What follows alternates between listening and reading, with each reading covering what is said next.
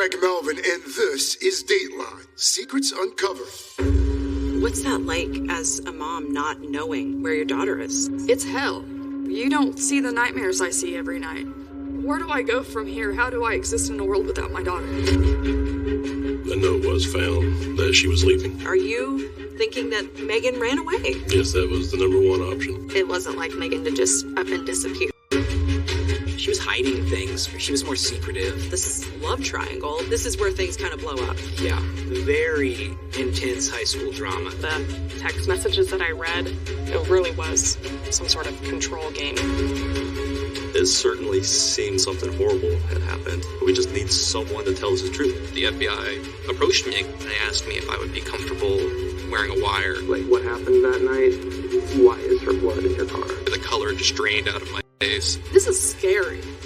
Very scary. It's like looking in the eyes of evil.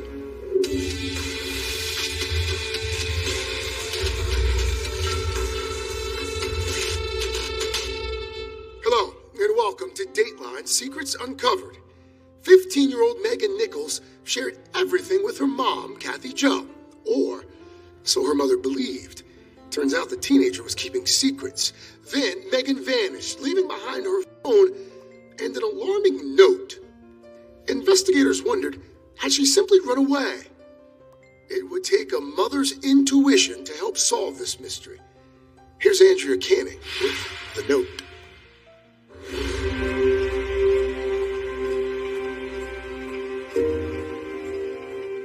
I was a young mom, and I was 19 when she was born. And while I wouldn't recommend that for everybody, I did enjoy the fact that we had a closeness, and I think part of it was because of that. There's nothing quite like the relationship between mother and daughter. Beautiful, but also complicated. I'm a firm believer you should be a parent, not your child's friend, but just having that closeness was very important. A closeness that would be threatened by secrets and by a teenage love bordering on obsession. As they say, love is blind. Right. It's hard to make someone see something else when they're really into somebody. Exactly.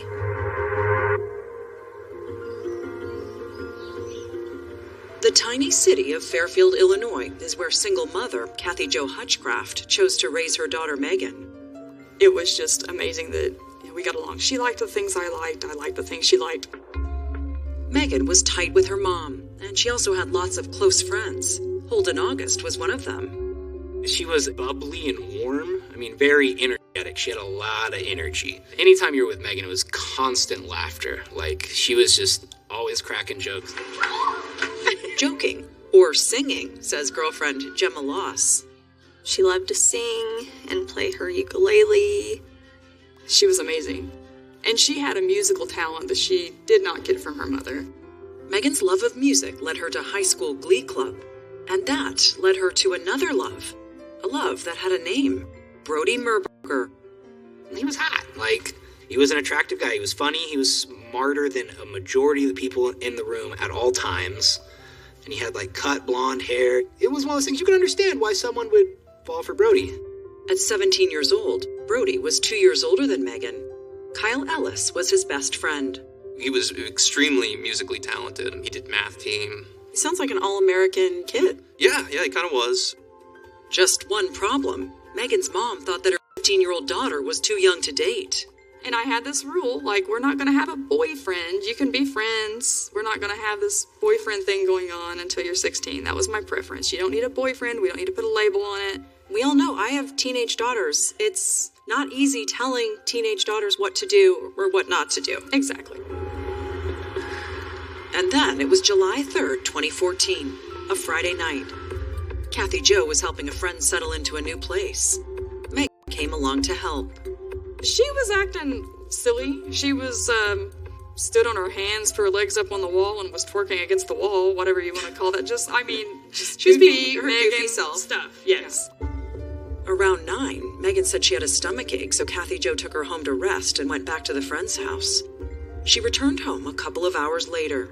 As soon as I walked in the door, the first thing I did was turn on my computer at the time because I was playing Candy Crush.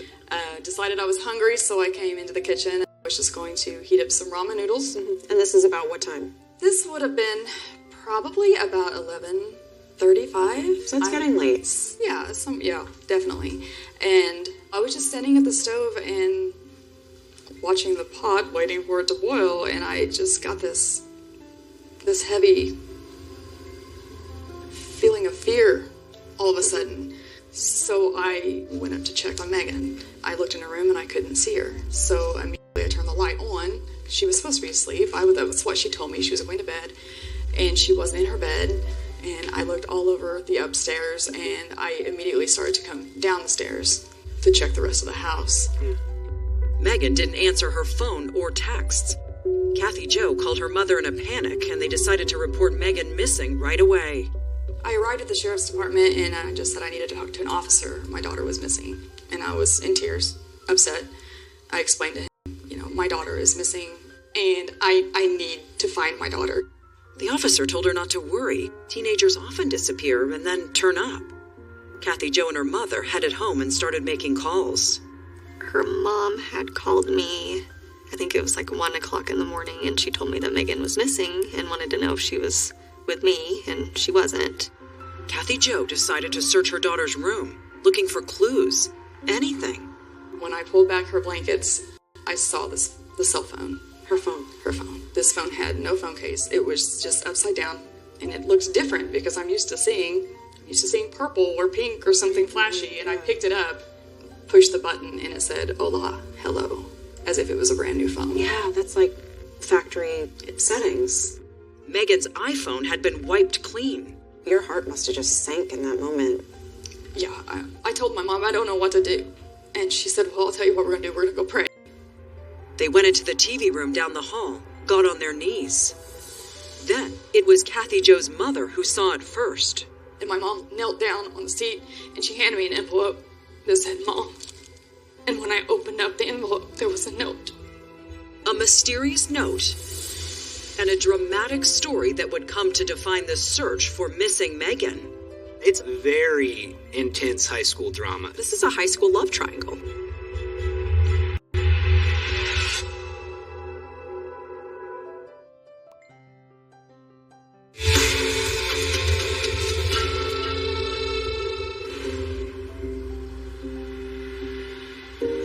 In the early morning hours of July 4th, Kathy Jo was beyond worried looking for her daughter Megan Nichols.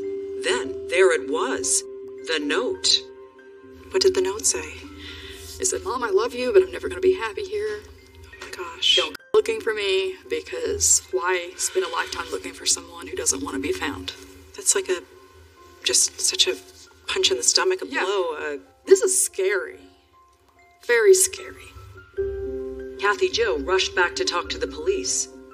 Chief Keith Conclaser oversaw the case. What is protocol when you're dealing with a teenager and there's a note in a room saying she's left? We still enter her as missing in the state database in case any other officer runs across her, and we begin our search. Police began talking to Megan's friends and family. They heard about her bubbly personality, her love of music, church, and of course, the big thing in her young life, Brody Merbarger. Did she talk to you about it? Yes. Yeah. What kinds of things would she tell you? Oh, anything. I mean, it was Brody 24/7. Anything that he had done or said, it was pretty much reported to me. Mom's rule about no boyfriends until 16 was testing the close mother-daughter relationship. Holden remembers the night when Brody turned from a friend to Megan's boyfriend. It was at the school's homecoming dance, and Brody was there with his girlfriend at the time, Kendra. Megan's date was a boy from church camp. The teenage drama was in overdrive. The FCHS homecoming dance is notorious for being incredibly raunchy. Like Dirty Dancing. Yeah, exactly. Yeah. So it wasn't just like, oh, Brody and Megan are dancing together, and Kendra's here. It is that Brody and Megan are dancing, like, grinding on one another on the dance floor kind of thing. And, wow. And that's one of those things you're like, this isn't good. Megan and Brody ditched their dates and stayed on the dance floor together. Brody's girlfriend, Kendra, was crying in the bleachers, and Megan's friend from church just left, alone. It's very intense high school drama. This is a high school love triangle. Yeah, exactly. It was a high school love triangle. And someone's gonna get hurt. Exactly. That someone seemed to be Kendra. In the days after the dance, Megan and Brody were inseparable. It seemed to go from 0 to 100 very quickly. Then, just a few months later, Brody was back with Kendra. But he kept Megan in the picture too. And what the whole school could see, Megan apparently couldn't.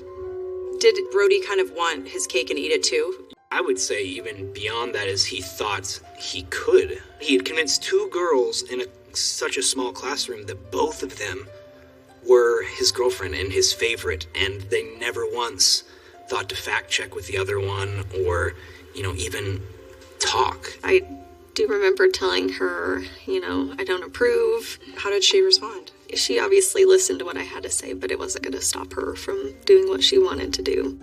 Not even close. No, Megan thought they were still a couple. That spring, Brody took Kendra to prom. Kathy Jo, who by now was aware that Megan and Brody had been more than friends, could see how confused and heartbroken her daughter was.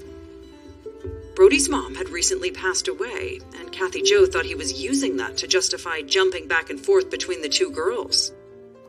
And she's like, I didn't want to tell you this because I know you'll be mad, but he's taking Kendra to prom because that's what his mom would have wanted him to do. And that's when I said, are you freaking kidding me? He's still telling you these lies, and you're believing them. And that is when I said, okay, put my foot down, we are done with Brody. Kathy Jo told Megan to stop any contact with Brody. No texting, no hanging out, nothing. A short time after she laid down the law, there was a knock at the door. It was Brody. He said, look, you are way too controlling. You're concerning me, and I think you need to be on medication. That's what Brody was telling me. That's overstepping for a teenager. I said, excuse me. He goes, yeah, you can't be controlling her decisions. I said, she's 15 years old. As her mother, I can tell her that she can't date you. That's my right and my responsibility as her mother. And he said, do you know that she tells me every fight you ever have? And I said, well, it's really none of your business, and you need to leave my house. And he goes, I'm not going anywhere. I don't want you tearing into her. And I said, you need to get out of my house right now. And he finally did, but he did it very slowly. Like, he wanted to make sure that I knew that he was in control. Once Kathy Jo put her foot down about Brody, friends saw a change in Megan. You just knew she was not herself when you have this bubbly, outgoing girl become, a shell of herself. How did you handle it as her best friend, wanting to be there for her? I tried to help her as best I could, but she was still at that point where nothing you said was going to help her. I mean, she just wanted Brody. She was hiding things more. She was more secretive, I guess. She was angry, too, I would say.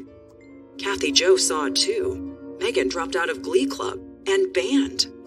I just cried because it's like, she's not my child anymore. She would tell me anything. I trusted her with everything. She trusted me. We had an amazing connection. All that drama had happened as school was ending for the summer.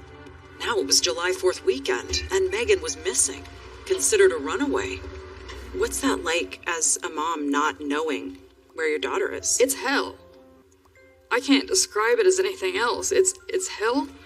That night, the police couldn't get a hold of Brody, so they reached out to his father, who was an Illinois State Police trooper, and had once been partners with Chief Colcluster. We left a message with the father to have him call us when he saw Brody. He said he would, and we were waiting on that phone call. But Kathy Jo wasn't about to sit around waiting. She would go looking for answers herself. And pretty soon, there was a new clue. What did this image of Megan mean?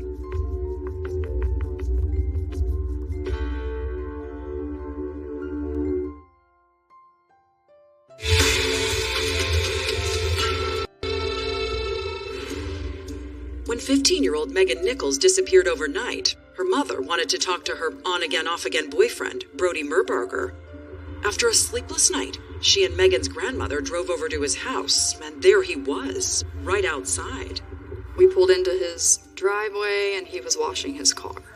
It was like 7:30 in the morning.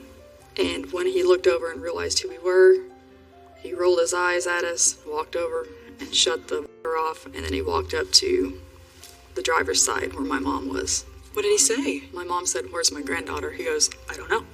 And she goes, well, I think you do. And he said, all I know is she didn't want to live with Kathy anymore. She went to go live with her dad. Her dad?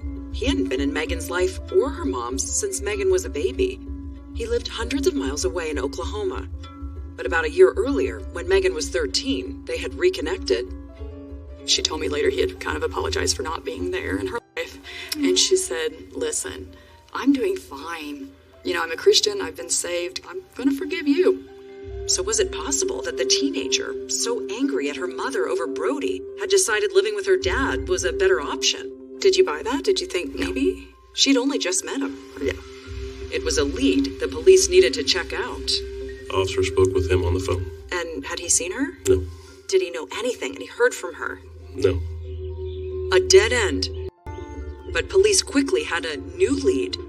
Kathy Jo reported that $200 was missing from the family's 2 bank accounts. Police pulled the video from the bank's cameras. We see her enter the bank and talk to a teller.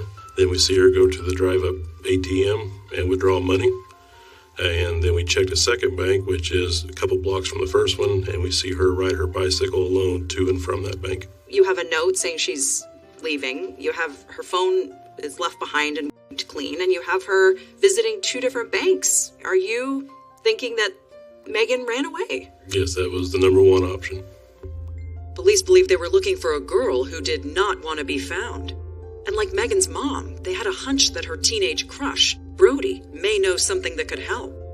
Brody was an academically and musically gifted teen. He'd never been in trouble with the law. He just graduated from high school and was getting ready to start college in the fall. Once his dad, the state trooper, told him police wanted to talk, Brody went down to the station. What did Brody say his relationship was with Megan? Just friends. Not sexual, not anything like that, just a friendship level. Brody said he wasn't surprised that Megan was gone. He admitted that he knew that she wanted to run away. That she wanted to run away. He just said that she'd been talking about it. Brody told police that the night Megan went missing, he was at his girlfriend Kendra's house. He said that her mom was blowing up his phone. By calling his phone, he decided to look for Megan. Correct. He said he drove around for hours looking, then stopped back at Kendra's house before going home at around 5 a.m. Is he cooperative? Mm-hmm. And what does he say to the officer? I just basically didn't know where she was. Brody left, but investigators continued digging. Since Megan's phone was wiped clean, they searched her computer and found text messages from her last iPhone backup. Turned out, Megan and Brody texted a lot, something like 150 times a day. When they pored over their 7,000 messages, it was clear Brody had not been totally honest with police about their relationship. Text messages revealed something different, where they had been active sexually. The texts also showed that not only did Brody know about Megan's plan to run away, he had also talked about going with her. Possibility of them running away together, like they were making a plan. Police asked Brody to come back for another chat. How do you handle Brody now and the situation now that you realize that he wasn't being totally upfront with you? I just keep calling him out on inconsistencies, try and get more information, and then he provides a little more. Brody now admitted to the chief that yes, he had talked to Megan about running away together, but he had no intention of going through with it. In fact, just the opposite.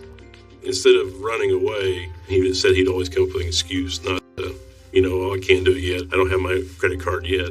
He would try to prolong her staying here. He was trying to get her to stay in Fairfield. Yeah. Brody's story seemed to confirm that Megan was in fact a runaway, out there somewhere, trying not to be found. At this time, I was treating him as a witness. You're not getting any vibes that Brody was involved the way Kathy Jo thinks he was. I mean, always a possibility. Never ruled it out. But it doesn't seem like there were like tons of red flags, right. Alarm bells going off, right. That there's something here with this guy. Right. Megan didn't turn up the next day, or the next. What's Brody saying now about Megan's disappearance? Does he talk about it? Is he concerned? When he talks about it, it's mostly in the context of like how he's being treated in Fairfield. Megan's friends weren't shy about the fact that they thought Brody knew more than he was saying. He felt like he was being harassed, or at least that's what he told me. Authorities have labeled her a runaway. Kathy Jo talked to reporters. Megan's case was featured in Dateline's online series, Missing in America. And she tried to reach Megan directly on social media. Megan, this video has been put together to let you know that it's okay to come home. As time wore on, Kathy Jo tried to stay hopeful, but it wasn't easy. She thought about how upset Megan had been in the weeks before she disappeared, and her mind went to a dark place. She was very depressed that she didn't have Brody in her life. So it crossed your mind that It did cross my mind. maybe she took her own life? It did cross my mind. Where was Megan? A discovery close to home was about to answer that question. What exactly did you see?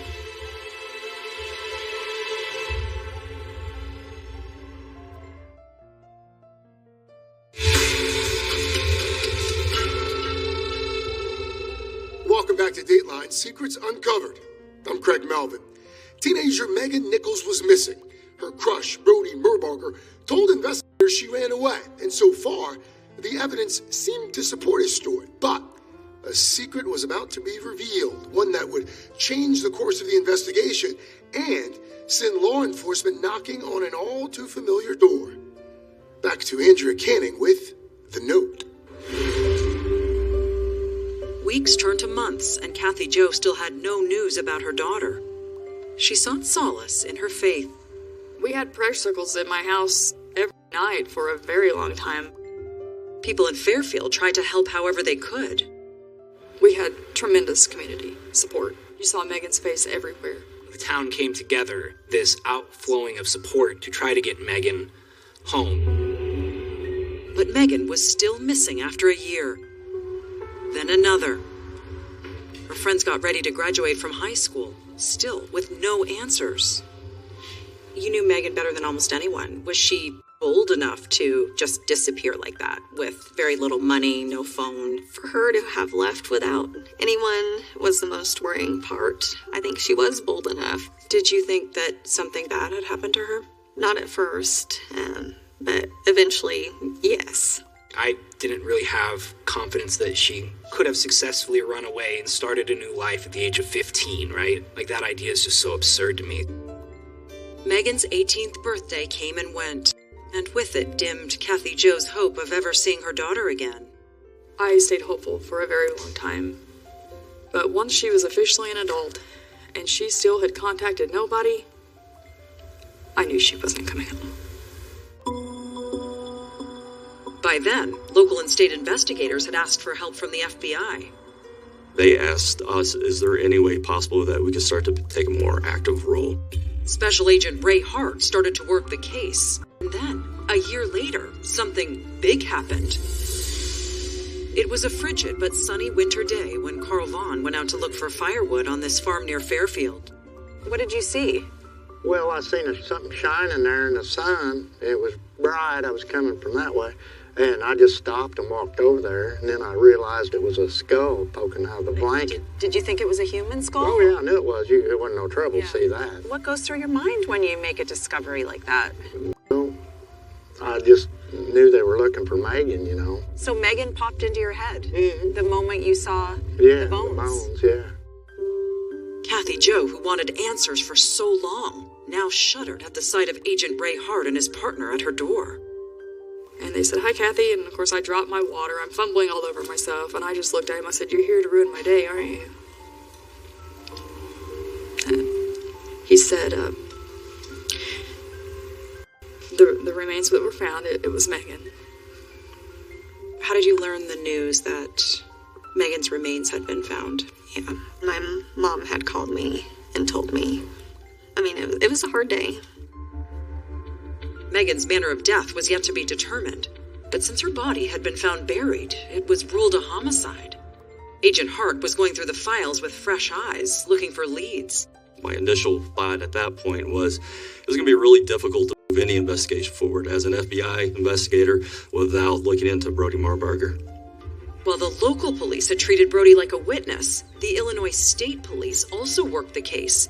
And FBI agent Hart saw that those investigators had leaned much harder on Brody than the hometown officers. More than a year after Megan disappeared, state agents searched his car. They found a brownish stain that looked suspicious, but tests came back negative for blood. Were you going to run away with her? And the state investigators brought Brody in for questioning, twice. So the first thing we had to do is go back and listen to those interviews, see if there's little nuggets that we can utilize. Would you say you and Megan were ever sexually active with each other? If you want me to be honest, then yes. Okay. Well, is this when your honesty started? Was this, no, I'm just kidding. But yes, I'm not gonna lie. Okay. And In one of those interviews, Brody added a new detail. He admitted that 24 hours before Megan went missing, he'd snuck into her bedroom while her mom was sleeping. you helped her pack, and then my understanding is you spent the night. Okay. And was this like your guys' final farewell, goodbye? He did. Huh? It was heated. As in passion heated? No, as in I just gave it a cold shoulder. But you spent the night there? On the floor, yeah. Couldn't just go home. Brody again explained how the next night when Megan disappeared, he went out looking for her, a story investigators found perplexing. Tell me how you leave your current girlfriend, love of your life, to go look for Megan. I mean, tell me how you do that. I feel like I'm responsible for her. I don't know. For who? Megan. Why are you responsible for Megan? I don't know. I feel like I helped her through a lot of stuff. What's more, Brody said that while he was out searching, he didn't have a cell phone. He left it at his girlfriend's house. And if that sounded suspicious, well, Brody had an answer for that too. When pressed, he admitted he wasn't really looking for Megan. He now claimed that driving around for hours was actually all part of a plan. What was the plan? I was going to drive around while she did whatever she was going to do. This was a new and bizarre story. Brody said he was intentionally trying to get police to look at him, playing decoy, giving Megan a chance to slip away. He now said she was going to be picked up by someone in a car. She was trying, I guess, not get picked up. By an unknown male or female. Brody never asked for a lawyer, and in his next police interview, investigators pressed hard, and Brody pushed back. Tell us where she's at, Brody. I don't know. There's no way that is true. You're just going to sit here and accuse me of it. I'm just going to sit here and not say anything. I didn't do anything, okay? Well, where's she at? I don't know. What direction did she go? I already told you where I thought she went. And where was that? Down south. To Agent Hart, it was a lot of smoke, and what he needed was fire. Then, something else in the file caught his attention. A tiny detail that would turn out to be huge. You were about to make a major discovery in this case. Yes. And he was also going to get some help from an unlikely ally. And they asked me if I would be comfortable wearing a wire.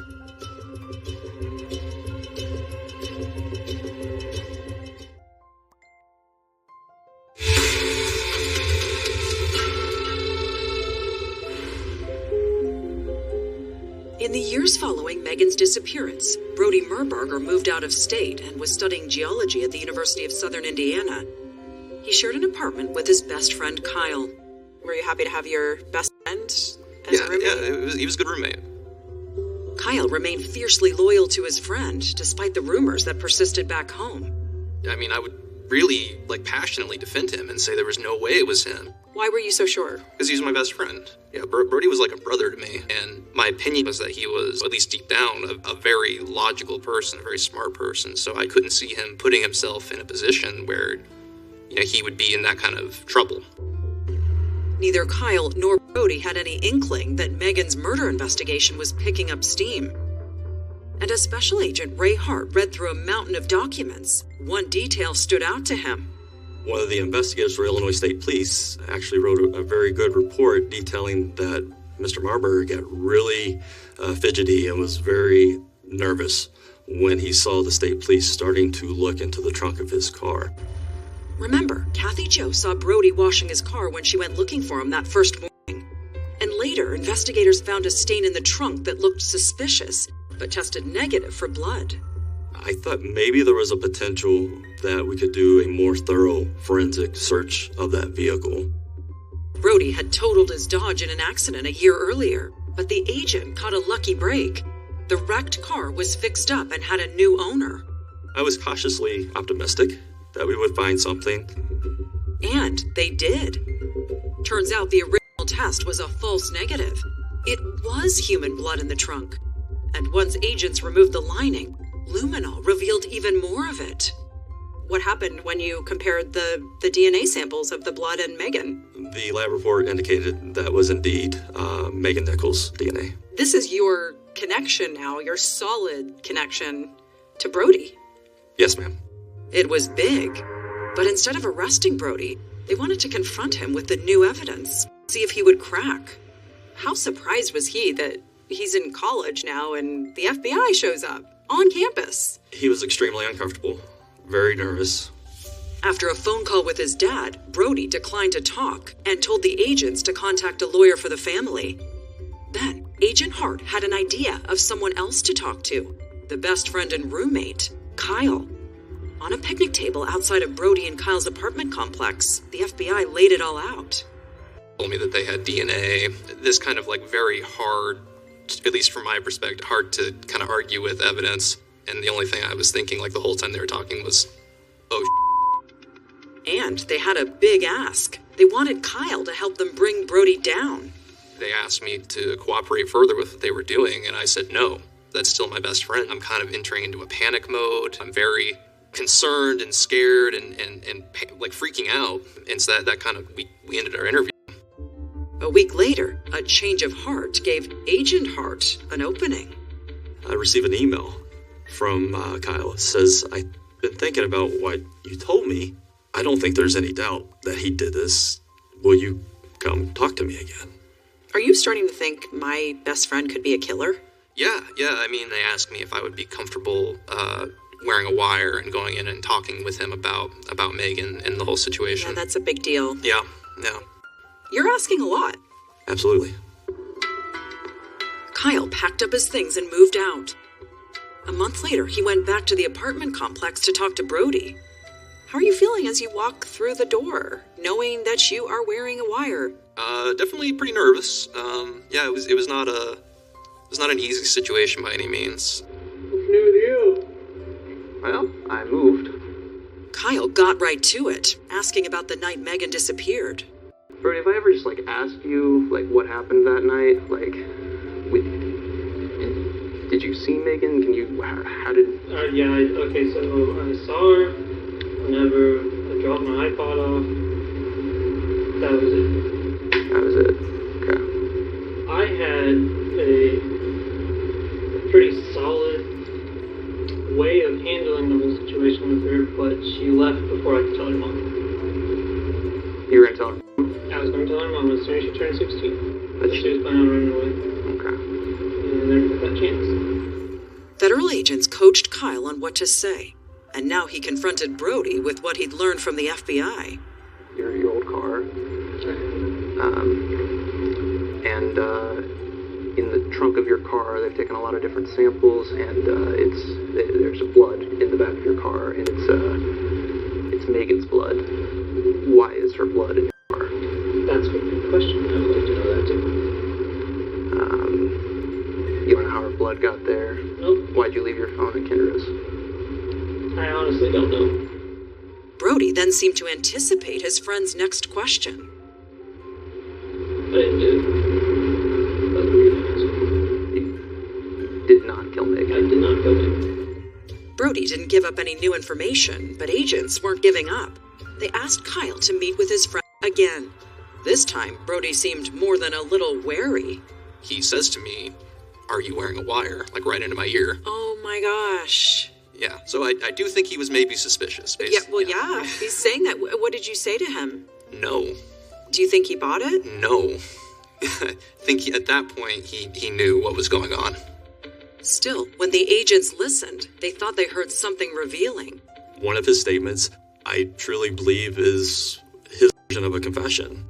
That makes me think that somebody with anger issues found out about something and strangled her. He starts to theorize, and Brody says, well, maybe someone with anger issues hears something they don't like and gets mad and strangles her. Which could fit. Which fits. Because forensic experts believed strangulation or suffocation was how Megan died, a detail only the killer would know. Investigators took all the evidence they had gathered, the blood, the changing stories, the secret recordings, and presented it to a grand jury. In October of 2020, 6 years after Megan disappeared, police arrested Brody Merbarger as he walked into work. Was that in a lot of bad moments? Was that a good one? It's hard to describe. It's just like the scab just keeps getting ripped open. I remember saying, what? What are you talking about? You know, it's surreal. It was out of the blue because there had been this idea the case was dead, the case was dead, the case was dead. You know, that was what the public thought of it was. But the arrest was only the first step. Prosecutors knew there were still unanswered questions and a defendant who had an explanation for everything. I couldn't believe what he was saying.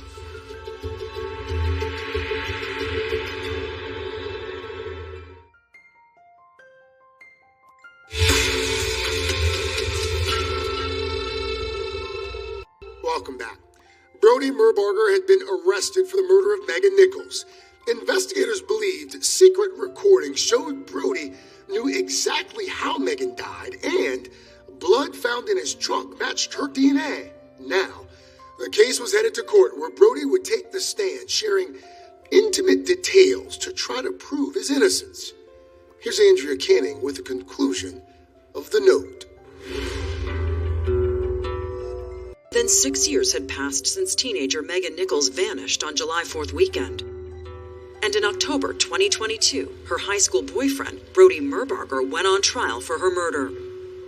You chose not to sit through the trial. I don't want to. You don't see the nightmares I see every night. The last thing I need is the details of everything he did to my little girl. Prosecutors Michael Folligario and Myra Yell Clark spent months poring over those details. We knew his activity and his suspicious behavior around the time that Megan disappeared was extremely strong circumstantial evidence. The case they presented to the jury included the story of Megan and Brody's high school romance, told by what else? Their text messages. It's almost like Brody was playing a game with Megan. He would distance himself, and as soon as Megan stopped texting him, he would just text her and just try to get her reinterested in him. It really was some sort of control game with him. Those text messages exposed another dynamic at play. Brody driving a wedge between Megan and her mother, Kathy Jo. Some of the text messages that I read where he was talking about Kathy to Megan were just some of the worst things I've ever read. Megan's mom was keeping him from gaining control over Megan. And so I think his hatred of Kathy also was incorporated into his motive. Prosecutors then turned to what Brody said he was doing the night Megan disappeared. He has no explanation for where he was that night. Then, of course, his changing stories.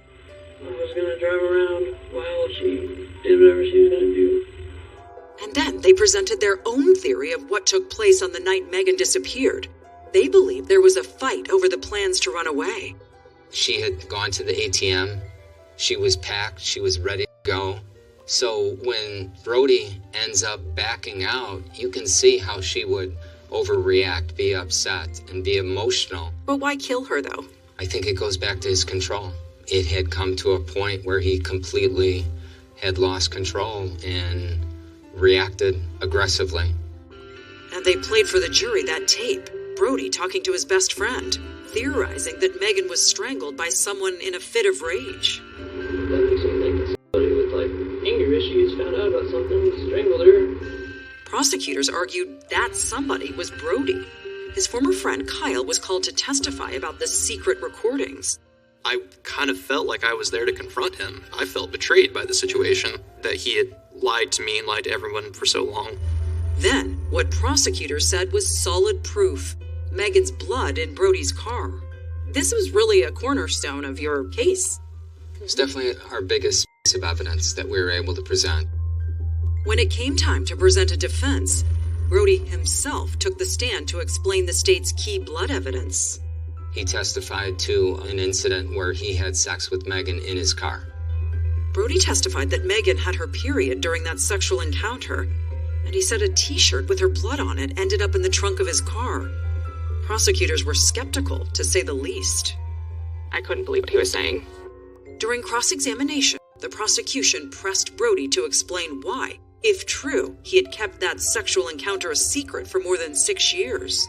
He said he was embarrassed about what had happened.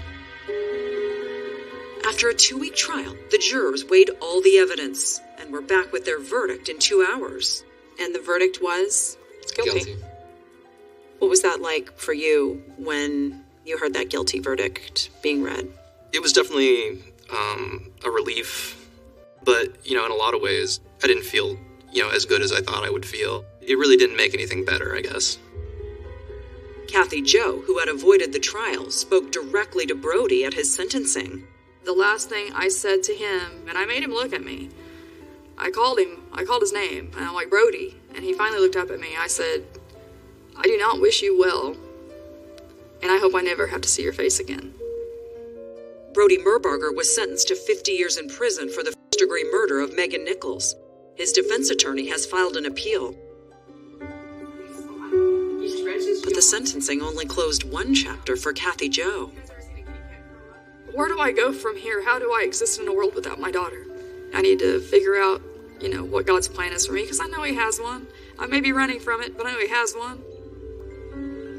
When the trial was finally over, the family had a celebration of life, honoring Megan. It was difficult for me, but at the same time, that was the only thing in all this time that was focused about Megan, about her life, and was positive.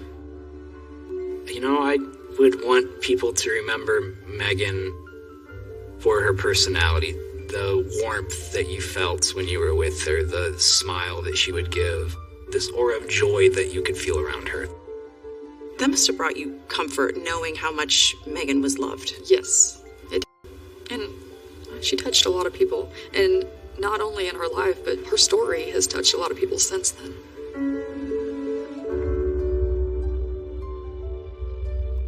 That's all for this edition of Dateline, Secrets Uncovered. I'm Craig Melvin. Thank you for watching.